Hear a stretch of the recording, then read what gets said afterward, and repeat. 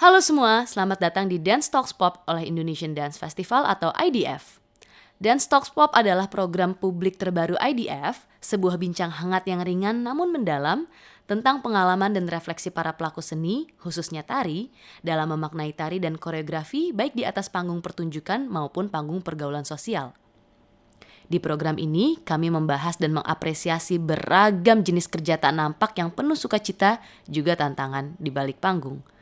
Sebab kami percaya bahwa tari adalah untuk semua orang, karena kita semua sebetulnya mengalami dan melakoni gerak koreografi dalam keseharian hidup kita. Selamat datang sekali lagi di acara Dance Talks Pop edisi pertama. Perkenalkan, saya Dia Seto, saya seorang pelaku seni tari dan seni peran yang lahir dan besar di Jakarta. Mulai menari dari usia 5 tahun, bergabung dalam Sanggar Tari Binaan Farida Utoyo, Sanggar Sumber Cipta, dan kemudian melanjutkan pengalaman tarinya di berbagai sanggar, baik itu di Art of Dance, kemudian bersama Pak Cijiko Siompo di Animal Pop Family, dan sekarang juga tergabung di Sanggar Tari Balet Marlupi, dan juga Sanggar Tari Jawa Binaan Ibu Retno Maruti, yaitu Padmaswara. Tapi di sini saya nggak hanya monolog, karena saya akan berdialog dengan penari keren Florentina Windy. Hai Kak Flo. Sebelumnya mungkin aku akan menjelaskan singkat mengenai Kak Flo ya. Florentina Windy adalah penari profesional dengan banyak pengalaman. Ia telah menjadi bagian dari tim terkenal pada zamannya 2013 ya, sampai sekarang bahkan ya, Hola Ladies, dan telah memenangkan banyak kompetisi nasional. Sekarang ia adalah seorang guru tari di Jakarta Amara Creative Center, di mana dia mempunyai pengalaman genre tari yang beragam dari lady style, hip hop, dan tari kontemporer. Florentina juga seorang koreografer dan penampil ulung seperti terlihat dalam proyek terbarunya di konser Selamat Ulang Tahun bersama Nadine Amiza sebagai co-koreografer. Karyanya, Arung Urang terpilih sebagai salah satu dari 40 karya terbaik dari 233 pelamar Festival Distance Parade oleh Seni Tari Indonesia tahun 2020. Selain itu, karyanya Merasa menjadi salah satu karya yang terpilih untuk Virtual Dance Festival oleh Direktorat PPK di Kemendikbud pada tahun yang sama. Florentina Windy juga terpilih sebagai upcoming choreographer dalam program JDMU tahun 2020 oleh Komite Tari Dewan Kesenian Jakarta. Aku tuh selalu senang banget ketika ngobrol sama teman-teman yang memang banyak bikin karya sendiri, Kak Flo. Karena aku pribadi juga, kenapa aku selalu memperkenalkan diri sebagai pelaku seni, karena untuk membuat karya sendiri itu aku cukup terbilang jarang ya. Jadi aku senang banget untuk kita ngobrol nih satu sama lain. Mungkin aku lebih ke praktisi tarinya dan Kak Flo yang memang koreografer dan juga dance, dan kita akan kulik lebih dalam lagi. Tapi selain itu Kak Flo mungkin mau ada tambahan gak sih mengenai pengalaman Kak Flo apa aja sih di dunia tari? Mungkin aku share yang sekarang sedang berjalan aja. Aku sekarang tuh full time kerja di salah satu studio dance di Jakarta Selatan, namanya Jakarta Amara Creative Center. Di situ aku kerja full time sebagai business administrator. Jadi selain aku ngajar nari juga di sana sebagai koreografer, tapi aku kerja 9 to 5 juga di sana, jadi di bagian manajemennya juga. Jadi aku tuh penari dan koreografer yang berprivilege juga sebenarnya. Jadi karena aku bisa menggunakan studio kapanpun yang aku mau kan, sebagai kerja di situ juga gitu. Kemarin pas kita Zoom meeting ya, kita Zoom meeting untuk ngobrolin Dance Talks Pop ini, kan Kak Flo bilang aku kerja 9 to 5, aku pikir kerja di kantor apa gitu kan, ternyata di studio dance yang sama tetapi dengan profesi yang berbeda ya Kak, sebagai apa tadi? Jadi aku business administrator juga, aku ngurusin di bagian komunitas-komunitas tarinya juga, aku mikirin konten sama programnya di studio juga, tapi ngajarnya juga gitu. Oke, ini menarik untuk kita langsung masuk ke mengenai ke obrolan. Kenapa kakak kerja di bagian di bagian business administrator itu? Apakah karena menjadi penari itu kurang menjamin? Apakah karena langsung straight to the point? Karena itu pasti akan menjadi pertanyaan banyak orang kan. Menjadi penari emang bisa menghidupi gitu kan?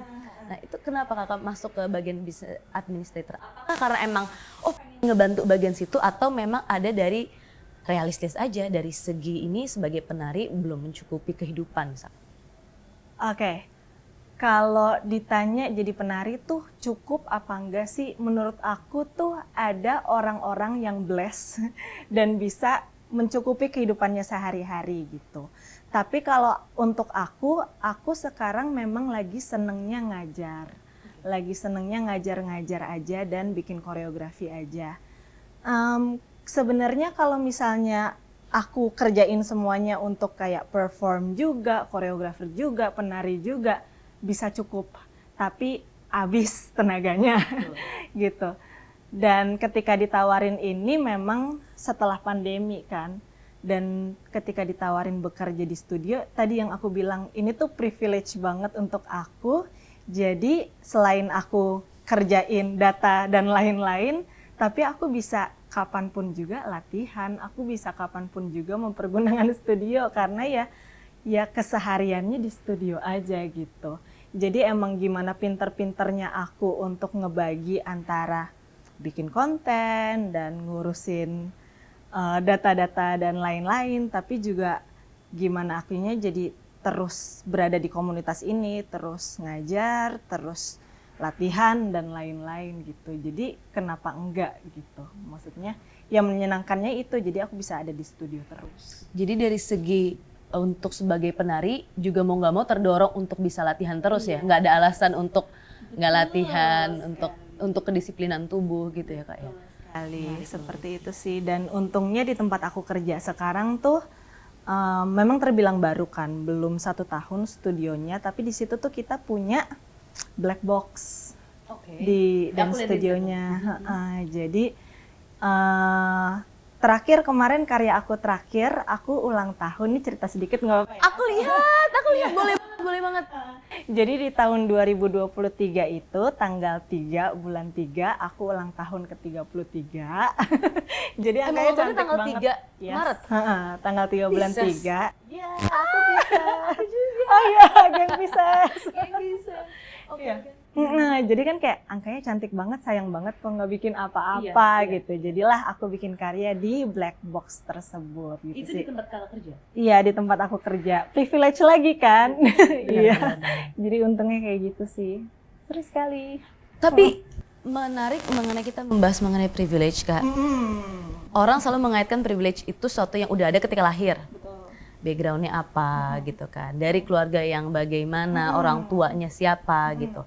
Menurut aku ini menarik ketika Kak Flo mengaitkan privilege dengan kondisi kerjaan sekarang gitu. Jadi tidak meratapi nasib, oh aku bukan dilahirkan dari keluarga siapa, tapi melihat dari kondisi saat ini gitu. Itu menarik banget. Dari tadi Kak Flo terus meng-highlight itu privilege, ini privilege gitu. Berarti ini agak sedikit membahas karena aku ada sebuah pertanyaan, menjadi seorang penari dengan latar belakang punya fasilitas atau punya privilege gitu. Ada orang yang kayak, mungkin aku ya juga bisa dilontarkan, oh iya kamu enak, kamu sudah punya orang tua yang mungkin bisa mengcover secara kehidupan, sehingga dengan leluasa bisa memilih untuk sebagai penari yang mungkin pemasukan nggak seberapa dan sebagainya. Tapi menurut aku di sini menarik bahwa Kak Flo mengaitkan privilege dengan kesempatan yang ada, kesempatan yang ditawarkan. Oh mau nggak nih Flo menjadi business administrator di tempat yang sama di mana Kak Flo juga bisa mengembangkan dari segi kepenarian Kak Flo. Menurut Kak Flo sendiri privilege itu apa sih? Waduh, privilege itu ya hal yang, ya kesempatan tadi sih, hal-hal yang bisa aku dapatkan, tapi belum tentu semua orang tuh bisa ngedapetin itu. Terus terkadang kalau kita nggak bersyukur gitu, kita bisa nggak sadar gitu punya hal tersebut gitu sih. Kayak karena di tempat kerjaan aku ini balik lagi, kalau misalnya aku mikirnya cuman kerja aja, ya nggak akan ngerasa itu tuh suatu hal yang menguntungkan buat aku gitu. Tapi sekarang ya kayak sebenarnya gini, aku ngekos, aku bisa dibilang struggle juga. Aku bukan penari yang bisa belajar di akademi khusus, karena memang aku belajarnya ya by doing aja, semuanya aku belajarnya by doing karena memang tuntutan kerjaan dan tuntutan hidup gitu.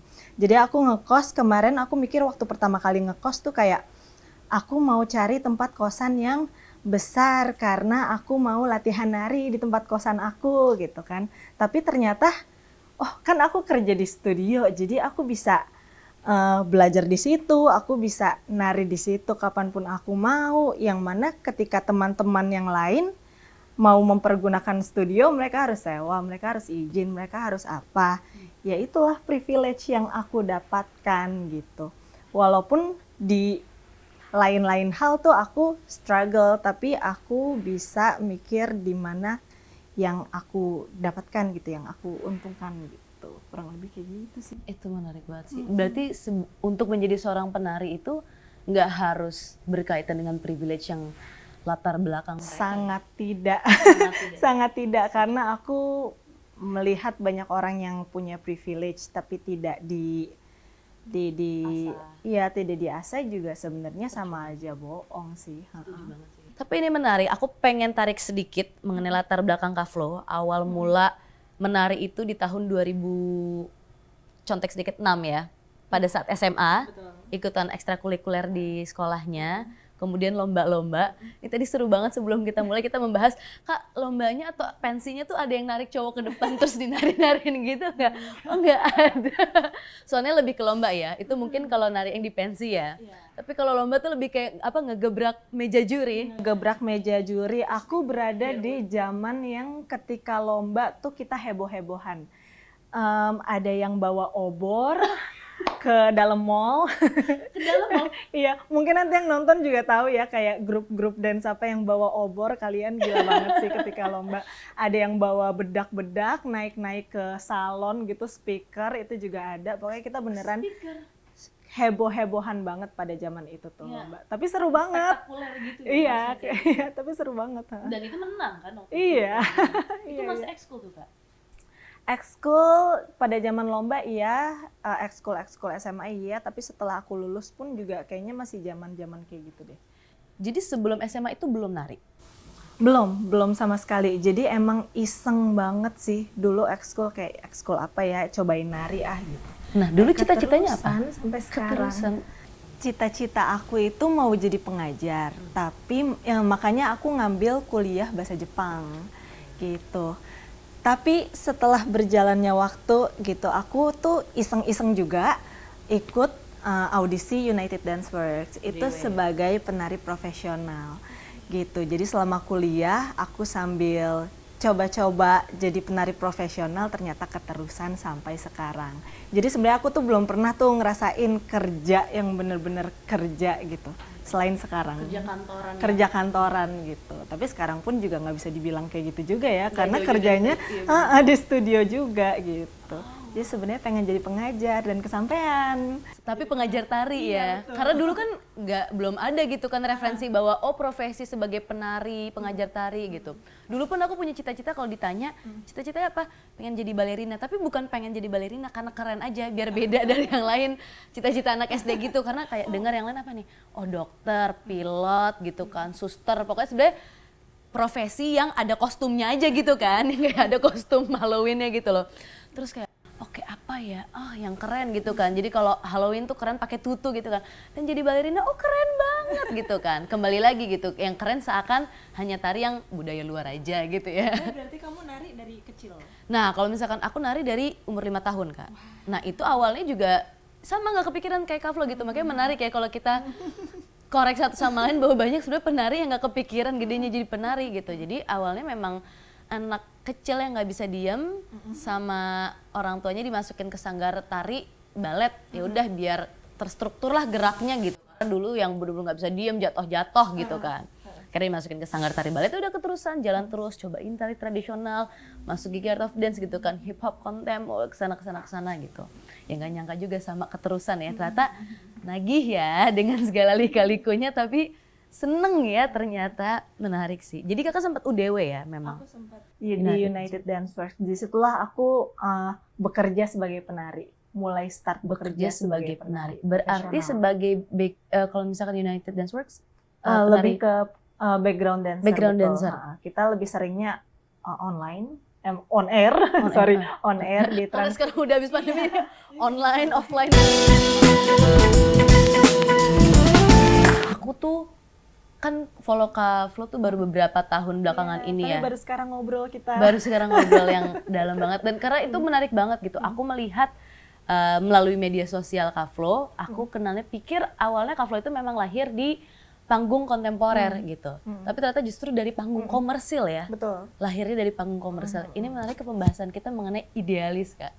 Okay. Ini sering banget diperdebatkan bahwa karya idealis itu pasti berkaitan dengan, seringkali dikaitkannya dengan genre tari kontemporer. Dan untuk tari yang ada di panggung-panggung komersil sebagai background dancer itu ya komersil, itu PY gitu kan bahasanya. Tapi menurut Kak Flo sendiri, karya idealis itu apa sih? Sebenarnya kan karya idealis itu tergantung orang yang bikin ya, maksudnya yang ideal untuk orang tersebut. Ya kalau ternyata dia sukanya yang pop culture dan menurut dia itu yang ideal untuk dia kerjain, kayaknya itu idealis untuk dia juga sih menurut aku. Jadi tidak, motivasinya tuh untuk diri sendiri dulu, belum ke orang lain, kayaknya kayak gitu ya. Sepertinya sih kayak gitu. Kalau aku sih juga yang aku bikin kalau idealis untuk aku ya yang aku suka gitu. Aku bener-bener di Instagram itu tuh aku bisa kayak bikin yang, aku bisa mikir yang ini orang-orang pasti akan suka kalau aku nariknya tipe yang kayak gini, kalau aku pakai lagu yang seperti ini. Tapi ada juga tuh aku suka bikin jalur yang ini aku mau post apapun juga, terserah aku mau orang like atau enggak, ini aku post jret gitu. Pun sebenarnya kita nggak bisa bilang likes itu penting atau nggak penting juga maksudnya. Tapi itu tuh data, likes itu tuh data kan, penonton itu data gitu. Kita bisa lihat tuh orang yang suka itu ketika tontonan seperti apa. Hal-hal yang aku lakukan seperti body exploration, improvisasi gitu yang sering aku post, aku udah tahu banget nih orang tuh nggak terlalu suka, maksudnya nggak terlalu banyak likersnya dibandingkan kalau aku nari gedebak-gedebuk. Oh gitu? Iya. Gedebak-gedebuk ini tuh hip hop, ramping atau? Iya, hip hop atau lady style atau yang lebih pop culture lah. Pokoknya orang tuh pasti Ini lebih untuk audiens di Instagram audiens di Instagram aku gitu.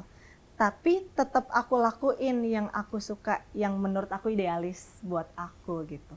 Dan nyatanya ada aja kerjaan dari situ. Maksudnya kayak ketika aku tanya gitu, tahu dari mana gitu. Misalnya kerjaannya lagi yang eksplorasi aja atau improvisasi aja atau yang seperti itu gitu ya, yang di jalur aku yang versi idealisnya gitu. Aku tanya, karena aku lihat Instagram aja, maksudnya kayak jarang gitu di Instagram ada orang-orang yang ngepost ini, walaupun sebenarnya itu likersnya dikit, tapi tetap ada aja pasarnya ternyata. Walaupun niche tapi tetap tetap ada aja marketnya. Jadi ya udah aku tetap lakuin yang orang suka, tetap aku lakuin gitu. Orang-orang suka dan aku juga sebenarnya suka, tapi aku lebih suka ke yang ini gitu. Jadi tetap aku lakuin walaupun sebenarnya aku tahu nih penonton aku nggak terlalu banyak ke sana gitu sih. Jadi itu tuh idealis menurut aku.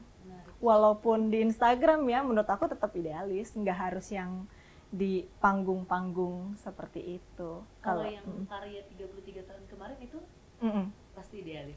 Iya betul, karena ya egoisnya adalah itu acara ulang tahun aku gitu kan mikirnya. Nggak harus egois lah, kan diri sendiri yang ulang tahun. Iya kayak ini acara ulang tahun aku mau bikin cerita-cerita. Jadi sebenarnya si karya 33 itu tuh kumpulan tulisan aku di caption Instagram.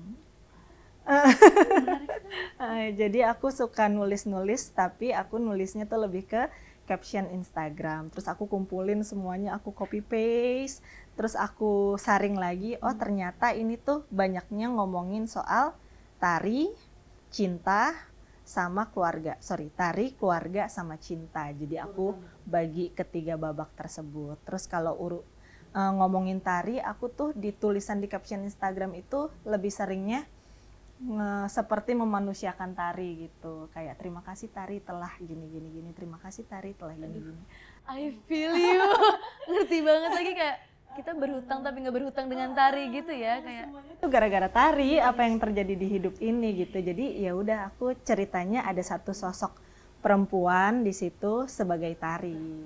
Jadi emang isinya monolog dan tari. Berarti melibatkan penari lain kemarin? Oh, Ada 4 penari. oh melibatkan teman-teman juga? Seru banget. Jadi pesta ulang tahun aja.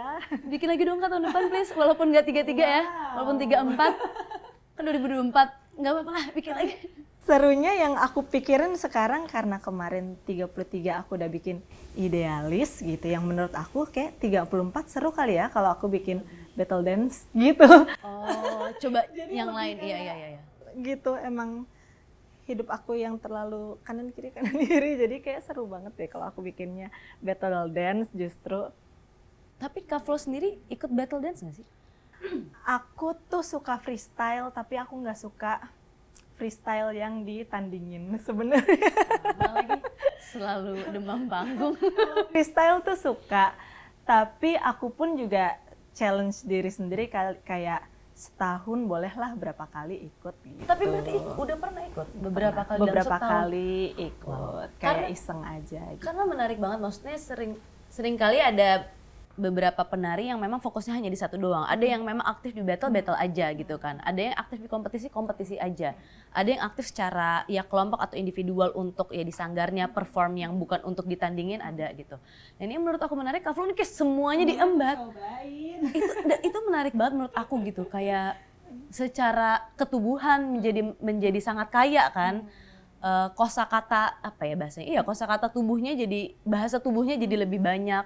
Terus kemudian pengalamannya juga, pengalaman rasanya. Karena aku pribadi tuh selalu senang melihat orang battle, ini nggak pernah berani. Mentalnya agak tempe, takut. Lebih ke nggak, iya terus kayak nggak mau ditandingin gitu. Terus tapi maksudnya menarik gitu. Itu sesuatu apa ya kegiatan yang sangat menarik. Ataupun kalau misalkan apa yang ngumpul di tengah cyper. Sebenarnya lebih ke anaknya tuh takut freestyle ya. Karena dari dulu tuh dikasih makan koreografi mulu, jadi kayak pas freestyle apa ya gitu. Dan sebenarnya ini menarik karena nih kalau misalkan Kak Flo sendiri, kalau dari pengalaman aku ya, karena aku basicnya di balet, sempat berhenti kemudian masuk ke tradisional, kemudian ke hip hop, terus kan ke Pacejeko animal pop dan kontemporer. Pada akhirnya kalau aku pribadi ketika disuruh freestyle iya bisa, tapi kadang suka bingung jati dirinya nih di genre apa sih gitu. Kalau Kak Flo sendiri gimana? Dengan berbagai pengalaman dan Kak Flo kan mungkin kalau ke tradisional enggak, tapi ada hip hopnya juga, lady style, terus apalagi kontemporer. Itu bingung gak sih ketika freestyle, gue mau ngeluarin yang mana nih atau yang gitu ngerti gak kayak yang mana nih? Atau akhirnya oh justru ini gue menyatukan semuanya atau gimana? Aduh, maunya tuh bisa menyatukan semuanya dan jadi diri. Tapi memang itu tuh another skill yang aku belum bisa accomplish gitu sih. Sekarang justru lagi challenge dirinya karena itu tadi terlalu banyak yang masuk, jadinya mungkin agak semuanya jadi di permukaan gitu, nggak ada yang terlalu deep gitu. Itu plus minus ya, jadinya karena aku cobain semuanya jadi di permukaan dan nggak terlalu deep. Sekarang aku lagi men-challenge diri aku untuk mudah-mudahan tahun ini gitu bisa ikut yang battle dance-nya ya hip hop gitu. Jadi ya benar-benar hip hop gitu. Aja murni gitu. Tapi pun sebenarnya yang aku suka ya itu tadi eksplorasi dan improvisasi sih gitu. Tapi nggak banyak kan sekarang ada battle exploration. Waktu itu Gigi bikin. Iya. Aku puji Tuhan pertama kali coba terus runner up ya. Exploration battle, terus kayaknya bulan ini ada lagi Gigi. Tapi ya gitu belum banyak yang bikin battle exploration atau yang bisa bikin anak-anak contemporary juga ikut di dalam battle itu. Sih, lebih banyak fokus yang ke hip hop aja, modern street dance. Oke. Oh, jadi kemarin Gigi tuh bikin exploration itu untuk ke kontem. Sebenarnya enggak sih, tapi genre kontem bisa masuk. Banyak anak-anak Gigi yang kontemporeri ikut juga itu kemarin. menarik. Karena jurinya Kasiko kan. Jurinya satu Kasiko, satu lagi adalah Kramper. Jadi gitu. Oh iya. Menarik banget. Berarti lintas ya, lintas genre ya. Itu wah menarik. Aku harus sering-sering dibikin, coba. Iya. Dan studio komunitas tari perlu ya kayak gitu ya Kak ya. Oke, jadi karena kan sekarang terlalu banyak kotak-kotak dancer gitu kan, kayak street dancer beda, dance studio beda, dance industry beda, contemporary dance beda gitu kan. Kayaknya Gitu gimana ya, Kak? caranya untuk Bisa kita menyatukan. yang nggak harus menyatu semuanya, Betul, tapi betul. mungkin akan ada event-event yang kita semua kumpul gitu, Setuju sih. Itu akan seru. bakal seru Mm-mm, banget. mm-mm. Bisa saling belajar. Ya. Tapi dari tadi kita ngomongin nari, ini menarik karena aku selalu memperkenalkan diri sebagai pelaku seni. Ini masuk ke topik kita mengenai validasi. Bagaimana sih Kak Flo bisa menyatakan diri Kak Flo seorang penari? Apakah butuh validasi dari luar, eksternal, atau validasi dari internal, atau sesederhana ya gue menari maka gue penari gitu. Karena sudah aku nggak, sebenarnya kalau aku pribadi nggak terlalu setuju kalau penari dibilang untuk ya udah siapapun yang nari adalah penari, karena kayak untuk yang gitu menari sih enggak itu ya agak karena kan menurut aku panjang ya prosesnya. Tapi kalau dari Kak Flo sendiri gimana? Apakah perlu nggak sih validasi dari orang luar bahwa Flo lo tuh penari yang keren banget gitu? Gimana? Gimana ya? Mungkin kalau penari itu bisa dibilang hobi menari, tapi mungkin penari itu adalah seorang yang mendapatkan penghasilan dari menari atau melakukan tariannya tuh secara rutin, intens gitu, bukan hobi. Mungkin ya, aku takut salah ngomong juga sebenarnya, tapi Ini menurut Kakak pribadi? kayaknya kalau penari itu adalah ini, kerjaan. Kerjaan. Jadi apa sih namanya? Iya, apa yang kita lakukan dan ya kerjaan sih. Oke. Penari. Berarti kalau misalkan untuk mungkin beberapa teman-teman di luar sana yang kerjaan yang gitu tuh bisa dibilang, misalkan Tapi kan bisa aja dia mendapatkan uang dari situ. itu. Bisa jadi penari juga sebenarnya. Oke. Menurut- Kalau ternyata menurut aku sih. Menarik sih. Jadi siapapun itu yang melakukan kegiatan tari dan bisa mendapatkan penghasilan dari tari. Tapi pun kalau menurut aku siapa saya penari atau bukan, kayaknya itu bisa diri sendiri sih yang checklist gitu, kayak Validasi dari internal ya Kak ya? validasinya internal aja sih menurut aku, walaupun orang bilang enggak lo ini tapi gue penari gitu, bisa Oke. juga, terserah aja sebenarnya. Oke. Dan Sah-sah aja.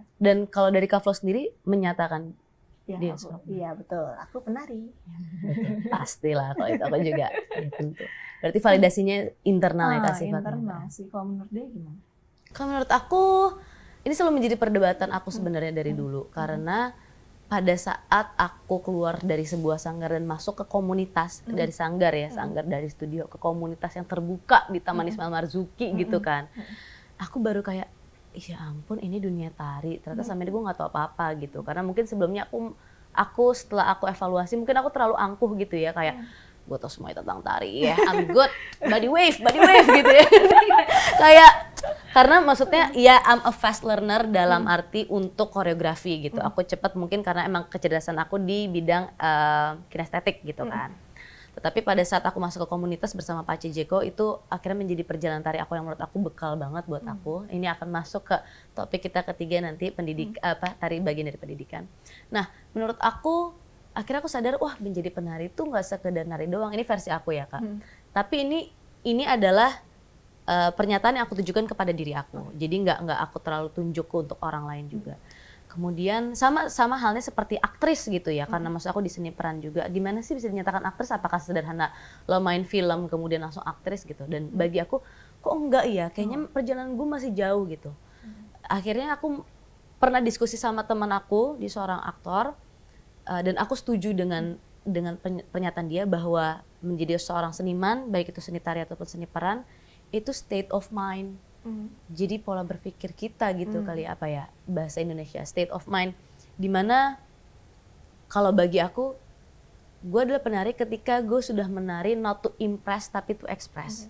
Bagiku ketika aku masih nari to impress, you're not a dancer, lo bukan seorang penari beneran gitu, karena lo masih berusaha dan semua orang bisa ngelakuin itu gitu. Dan bukan juga seorang penari tuh harus yang tekniknya gila-gilaan, yang balet tak kakinya udah harus bisa di sini, enggak gitu, tidak diukur dari situ juga. Tapi makanya kayak oh iya aku setuju, itu state of mind gitu. Karena iya tari pasti tidak lepas dari yang namanya teknik, tapi juga rasa yang menurut aku paling penting kan gitu, wirasanya gitu. Wiraga, wirasa, wirama ya.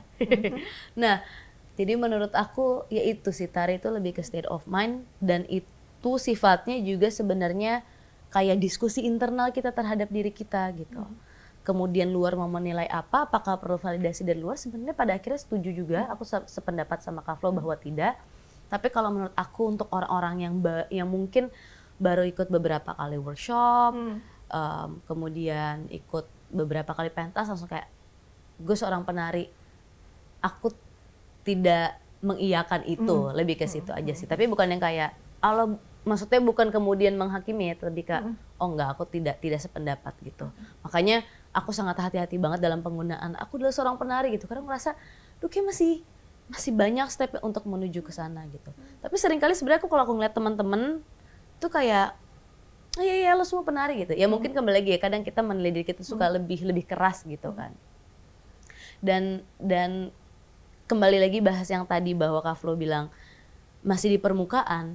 Kalau dari sudut pandang aku justru aku kayak ngeliat Kak Flo tuh kayak malah udah dalam banget gitu, kontemnya full, hip hopnya full gitu kan. Apalagi Hola Ladies dulu sering banget kompetisi kan Kak. Itu kan juga pasti secara ketubuhan juga memperkaya di genre yang ditekuni saat itu gitu kan.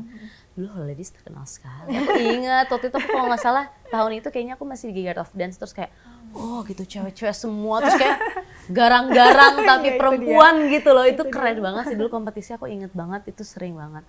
Nah itu menarik bahwa dulu dari sampai sekarang gitu aku melihat justru ketika aku lihat di Instagram atau ngeliat perform secara langsung, gila ya Kak Flo kok bisa ya hip hop jadi, kontem jadi gitu kan. Tapi kadang kita menilai diri sendiri itu lebih ini ya Kak ya, lebih apa ya, lebih keras ya, kayak masih kurang. Betul. Apalagi, which is good di satu sisi. Apalagi aku ngajar juga kan, aku merasa sekarang perkembangan tari, apalagi di bidang yang kayak hip hop dan lain-lain, even kontemporer pun juga cepet banget. Ngelihat anak-anak sekarang tuh perkembangannya cepet banget. Jadi kalau kita ngajar tapi nggak terus belajar lagi tuh harus hati-hati banget sih. Benar. Akan ketinggalan gitu. Jadi emang sampai sekarang pun kerjaan aku masih ikut kelas basic, karena yang aku ajarin kan kelas basic kan. Jadi memang basic kontem atau hip hop. Lebih ke hip Hip hop hop sekarang kalau ngajarnya. Kalau kontem tuh aku nggak ngajar. Jadi kalau ngajar tuh ke exploration sama improvisation. Tapi kalau kontemporerinya enggak. Tapi itu karena yang aku ajarin adalah anak-anak beginner, jadi ya aku harus terus ambil kelasnya beginner karena aku belajar cara mereka ngajarin kan sebenarnya. Gitu. Kalau misalnya aku ngambilnya intermediate tuh nggak bisa diaplikasiin ke anak-anak murid sebenarnya kayak gitu. Ya sampai sekarang itu yang masih aku ambil sih, beginner terus.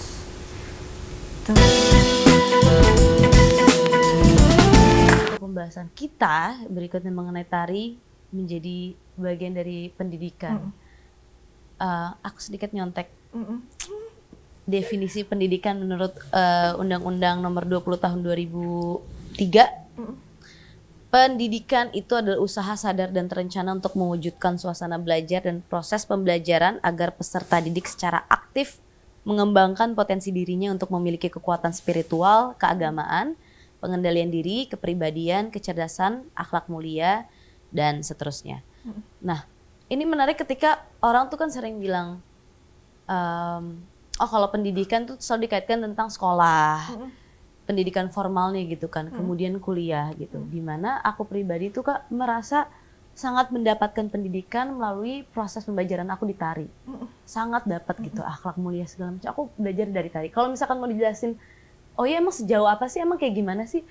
Sulit juga gitu, harus merasakan gitu. Dan itu tidak bisa diperoleh hanya dengan 1-2 kali ikut workshop doang, karena bukan di situnya gitu. Tapi, dan bukan juga di pementasannya, tapi di prosesnya kan Kak.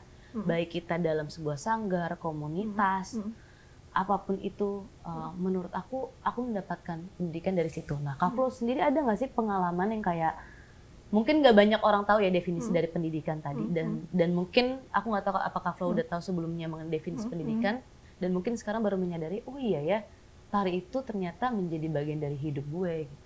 Pernah nggak sih Kak ngerasa? Iya banget, karena semuanya yang tadi aku bilang, aku belum pernah ngerasain kerja selain di tari. Jadi cuman ini nih yang aku kenal. Cuman gara-gara bekerja profesional di sini, hal-hal kecil banget banyak yang aku pelajarin di sini, kayak manajemen waktu. Terus kita menghargai proses. Ternyata aku baru menyadari sekarang gak semua orang ya menyadari proses, karena kita latihan terus setiap hari, itu udah jadi kayak rutinitas aja. Tapi ternyata orang-orang yang bekerja terus baru belajar nari itu masih nggak mengerti kalau segitu pentingnya proses dalam latihan gitu. Dan kalau kita tuh udah jadi ya udah bagian sehari-hari gitu kan, training dan lain-lain, sampai akhirnya kita udah nggak menyadari lagi itu penting, bahwa emang itu yang dilakuin gitu, itu hal yang wajar gitu. Makeup gitu, hal-hal kecil yang kayak gitu diajarinnya dari tari, dari pengalaman tari. Sosial, kayaknya aku udah maksudnya kayak aku bisa hitung jari gitu teman-teman aku yang bukan penari gitu siapa aja sekarang gitu, karena semuanya sekarang penari. Temennya gitu, kayak inner circle dan lain-lainnya tuh penari. Apalagi banyak banget yang kemudian menurut aku yang salah satu yang kita mungkin nggak sadarin, tapi itu impact-nya tuh besar banget dalam kehidupan manusia, apalagi di ibu kota ya. Ini kita bahas, kebetulan kakak lahir di Jakarta juga? Iya, Jakarta. Kita lahir besar di Jakarta, di ibu kota Indonesia gitu kan. Mengelola emosi, ya nggak sih Kak? Wah, iya benar. Itu banyak orang sekarang yang mungkin tidak tahu atau gimana, kita tanpa sadar, ya bukannya kita kemudian yang pandai banget, nggak juga, tapi secara tidak langsung aku merasa tari untuk aku pribadi ya berperan besar banget loh dalam pengelolaan emosi. Oh iya. Kalau kamu juga nggak? Iya betul juga. Tapi pun menariknya ya, ketika ini aku temuinnya ketika aku ngajar eksplorasi dan improvisasi. Bukan ngajar doang sih, ketika aku ikut kelas eksplorasi dan improvisasi, aku melihat banyak banget orang-orang yang ternyata sifat tarinya, karakter dalam menari itu sangatlah sama dengan sifat dia sehari-hari gitu. Jadi ketika dia orang yang sabar, dia narinya tuh terlihat banget sabar. Ketika orang yang memang chaos aja gitu hidupnya, kayak seradak seruduk, narinya pun juga kayak gitu. Akhirnya maksudnya genrenya juga yang begitu?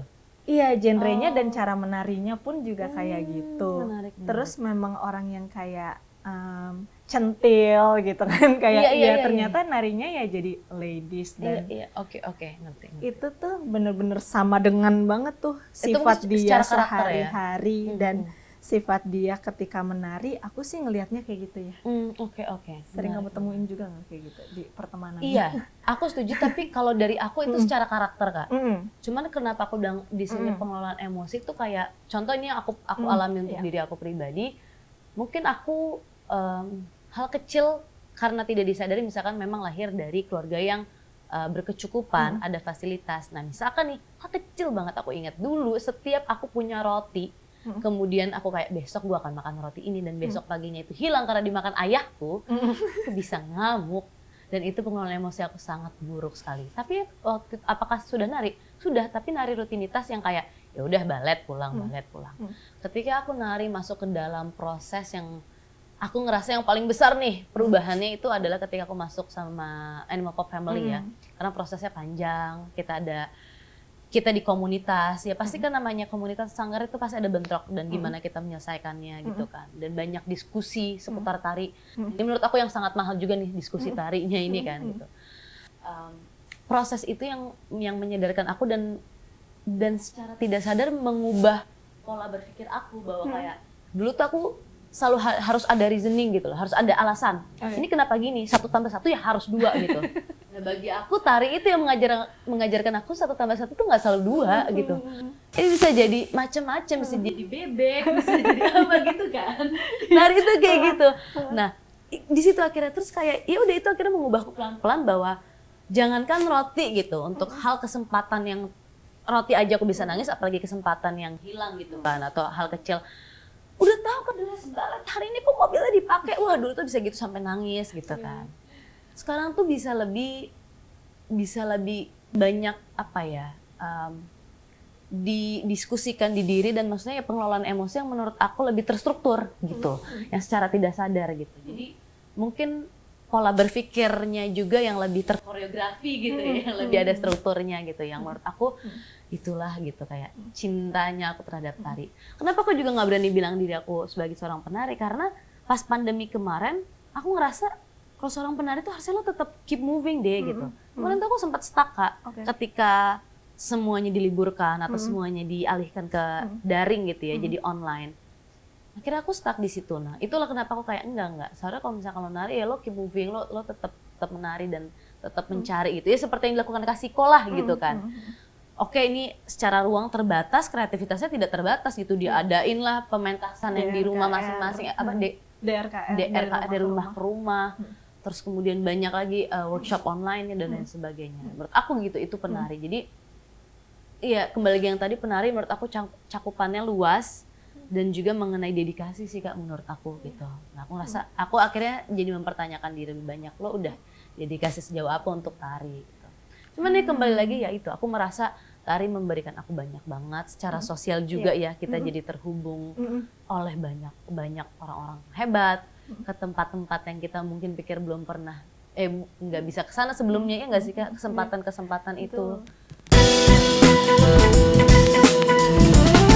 Menarik di zaman sekarang, pembahasan yang berikutnya, zaman sekarang di mana kita menggunakan media sosial, satu sisi ya akhirnya influencer itu menjadi sebuah profesi baru lagi gitu kan sekarang, selebgram atau influencer. Tapi sebenarnya menurut aku semua orang bisa menginfluence orang lain gitu kan. Nah, sekarang ada berbagai macam tren, terutama di salah satu aplikasi yang itu itu kan trennya juga adalah gerak tubuh gitu kan, menari yang tadi lagi gitu kan. Nah, akhirnya tren itu kan meluas nih Kak. Kalau dari Kak Flo sendiri, ada nggak sih ramuan untuk kemudian dari karakter ketubuhan Kak Flo, dari apa namanya histori pengalaman Kak Flo gitu dalam menari, ada nggak cara yang Kak Flo bisa sampaikan untuk mendeliver ini, atau untuk membuat tren melalui wadah Kak Flo sendiri, yaitu mungkin akun Instagram, akun media sosial ya, baik Instagram ataupun yang lainnya, itu gimana sih Kak? Iya, menarik banget sih dengan segala tren ini, karena satu, ini bikin market baru, kayak bikin kayak bikin orang-orang yang suka tari tuh lebih banyak lagi. Benar, yang tadi cuma suka jadi melakukan ya akhirnya. Jadi penasaran kan, kayak dengan mereka nonton terus, mereka jadi pengen belajar, dan itu masuk market lagi ke studio-studio dance gitu. Ketika kita tanya kenapa baru mulai nari gitu ya, karena ngelihat, banyak kayak gitu Kak? Banyak banget, banyak banget anak-anak juga. Ya, satu itu karena aplikasi-aplikasi itu, terus juga karena K-pop juga itu banyak banget, kayak gitu serunya. Dan juga tren di balik kamera itu bikin kita, kalau aku ya, koreografer untuk kelas, koreografer yang based on music, itu tuh kayak ada eksplorasi tersendiri gitu di depan kamera. Maksudnya adalah kita apalagi zaman pandemi gitu ya, kalau kita ada pertunjukan-pertunjukan di depan kamera pun, ketika kita ngajar kita jadi lebih aware nih sama framing, yang kayak gitu. Terus kayak yang di aplikasi itu kan ngaruh banget ya, framing setubuh atau dari atas, dari apa, itu tuh suatu hal yang baru yang kita nggak pernah sadarin tuh sebelumnya di dalam studio, sebelum ada aplikasi-aplikasi tersebut. Ternyata bisa banget dieksplorasi lagi gitu. Waktu itu aku sempet di Dance City, itu kita bikin salah satunya karyanya Mbak Yola.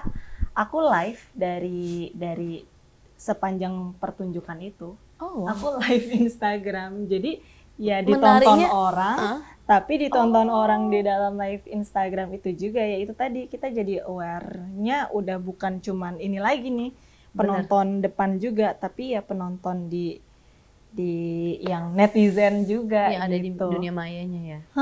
Jadi banyak yang bisa diekspor, framing kamera, terus juga secara tubuhnya ya karena framing kamera tersebut kita jadi aware-nya di dalam kamera gitu. Ketika bikin koreografi juga. Gitu sih. Terus untuk tren-tren juga, tren musik-musik tertentu ini ngaruh banget. Jadi kebalikannya sih, aku mungkin menginfluence penonton, tapi pun juga tren menginfluence aku. Karena Jadi dua arah ya?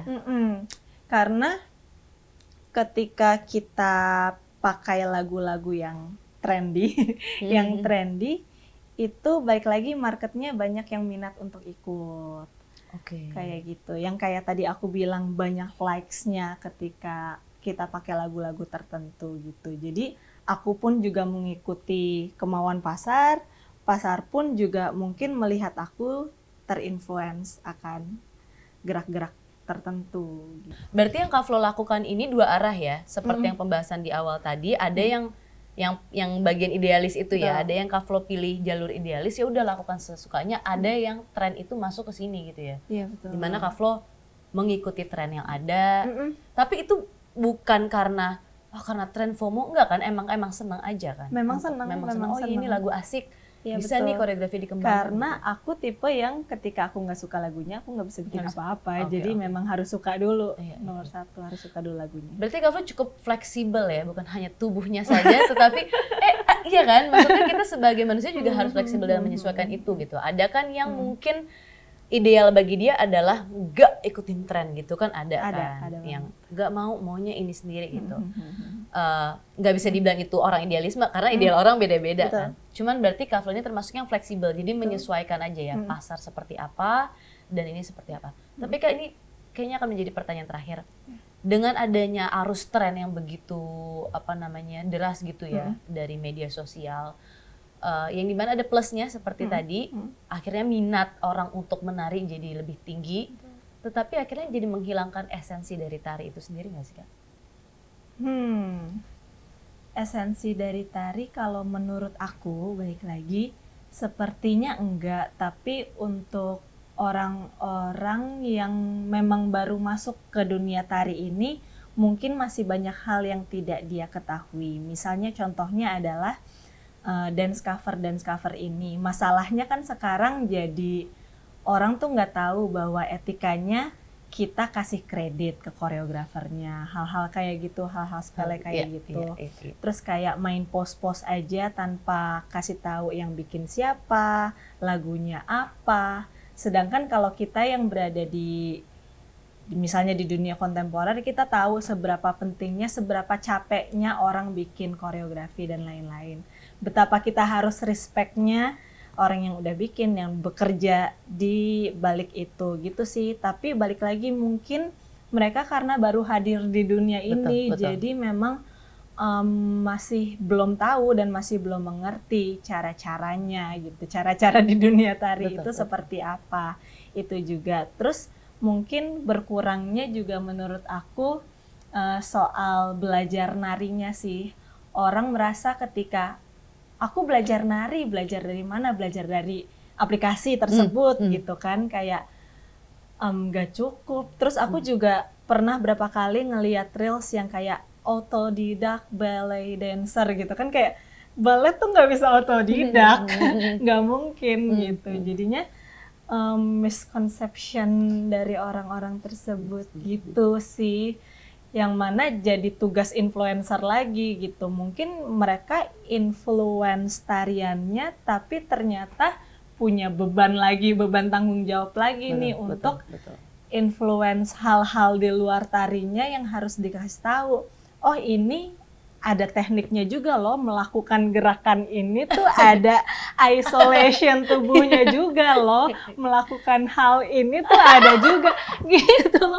Tapi emang bener ketika orang ngelakuin itu bagus dan berteknik, orang tuh juga kayak keren banget gitu. Ketika yang kayak nggak tahu tubuhnya tuh ya meh gitu. Iya, maksudnya ya di luar itu ya sama kayak sekarang lagi semerbak banget si K-pop itu, orang-orang taunya ya cover dance aja, mereka nggak tahu di balik itu mereka trainingnya kayak apa, ada koreografer luar yang ditarik, hal-hal kayak gitunya kan. Ternyata sekarang jadi, maaf banget, tanggung jawab influencer untuk bukan cuman menyebarkan tren doang, ternyata juga ngasih tahu bahwa ini loh ada latihannya loh, ada kelasnya loh, ada pengetahuannya loh gitu. Setuju. Salah satunya dengan ternyata obrolan ini ya juga. Mudah-mudahan. Mudah-mudahan. Take note ya teman-teman. Karena kan ini harapannya bukan hanya untuk teman-teman penari, tapi juga teman-teman yang non penari. Kalau memang tertarik dan apa itu penting banget, apresiasi kecil aja untuk mencantumkan kredit itu sangat berarti bagi kami yang membuat koreografi gitu ya, dan teman-teman di luar sana. Jadi itu penting banget. Kak Flo, kayak kalau misalnya kita mau bahas ini mungkin bisa 2 hari. Bisa 2 hari penuh. Jadi seperti itu akan menjadi pertanyaan terakhir. Terima kasih banyak udah mau bincang-bincang. Kita harus janjian lagi untuk ngobrol-ngobrol ya. Aku tuh selalu seneng karena kembali lagi menurut aku ini menjadi bagian dari pendidikan untuk kita bisa ngobrol, untuk bisa memperluas pengetahuan dan bisa berbagi satu sama lain.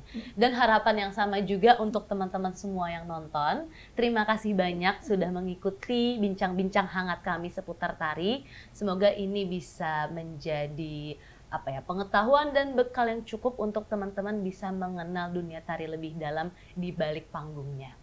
Baik, saya Dea Seto dan saya Florentina Windy. Undur diri, sampai berjumpa lagi di Dance Talks Pop episode selanjutnya.